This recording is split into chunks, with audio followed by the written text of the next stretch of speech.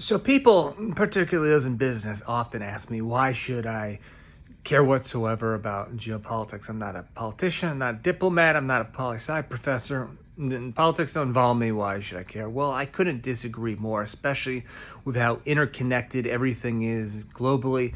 In these times, particularly if you're in business, you definitely have to be paying attention even more than ever in human history to what is going on. So if you ever heard the butterfly effect, it's where the little butterfly, it moves its wings and the vibrations have a massive effect down the road on something on the other side of the planet. And that's pretty much how things are now, is that everything going on in the world, it's sort of like a giant puzzle. And all the puzzle pieces, they holistically add up to the big picture. And if you don't know what's going on with the big picture and how it all plans out, then you're going to be missing out. And if you don't believe me, for one, just think of the COVID pandemic, how something that spread from one part of the world, everyone thought it was going to be contained over in Asia. And you know what? It spread and caused panic everywhere. Just massive supply chain disruptions and crushed economies. I mean, you know what happened. I don't need to explain it. So that's one example. Another, so the Ukraine war, for the Russian invasion, most Americans hadn't even heard of Ukraine, let alone been able to point it out on a map. But the Ukraine war has had such implications on global business, for example, supply chain disruptions, particularly with regards to food.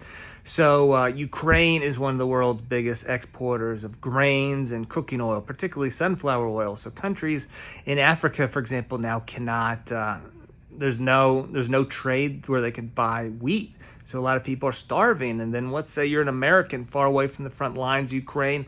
Let's say you sat over this weekend watching football on your couch in Jefferson City, Missouri, shoving wheat thins down your throat. Well, those wheat thins that you're gorging on, the cost of those have skyrocketed just due to wheat being more expensive on the global markets. Everyone competing for less these food stuff. So there's definitely real world implications towards geopolitical events they should be paying attention to, especially if you are in a business, as if you are paying attention and make the right moves, these can really help with your investments. So let's say you're thinking of starting manufacturing overseas.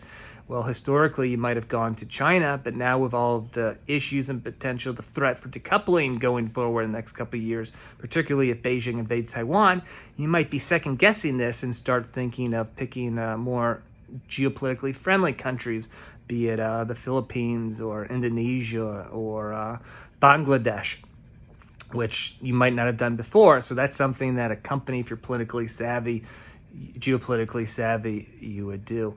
Particularly, let's look at an example of a company that was not geopolitically savvy. So if you've ever heard of Didi, if you haven't, they are the China equivalent of either Lyft or Uber, a ride-sharing service. And in 2021, they decided to list themselves on the New York Stock Exchange. They put out an IPO. Now, they technically didn't do anything illegal or against the law in China, but if they had been geopolitically savvy and had been paying attention, they would have known that Beijing and Washington, they've been butting heads for the last couple of years, and that Beijing would not appreciate such a move. And Beijing didn't, so they went and caused just a bunch of economic hardships, putting all their might towards just inflicting as much damage as they could on Didi, causing every bit of trouble they could. And eventually, I think within just exactly a year, Didi decided to unlist from the New York Stock Exchange. But if they had been geopolitically savvy, then they could have avoided the listing the whole time, and it could avoid any hassles from Beijing. They would have made smarter decisions. So if you're in business, you should be paying attention to geopolitics because A, it can help you avoid potential fires and issues such as Didi experienced by making the wrong decision, but it can also have you make the right decision by knowing where in the world are the right countries to make smart investments. So you can be putting your money in places that you know or have explosive growth potential that others, your competitors, might not be paying attention to. So that's why either you as a business owner should be paying attention to what's going on geopolitically, or you need to hire somebody in your team to help you navigate the many pitfalls facing businesses in this increasingly interconnected geopolitical environment.